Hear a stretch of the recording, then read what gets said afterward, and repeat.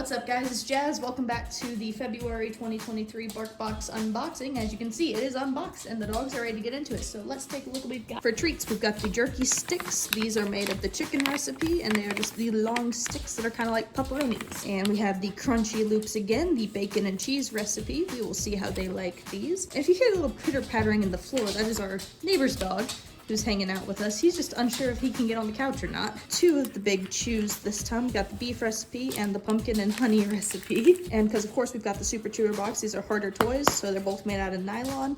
This one's gonna be good for like putting some food, making it wet, putting food in there, just to get them to chew on that. Also, all these ridges are gonna feel good for their teeth. And we got like this interlocking chain here. It's also gonna feel good. Keep an eye on the circle just because it could cause issues of your dog. Unlikely, but it could happen. Let's see what they think.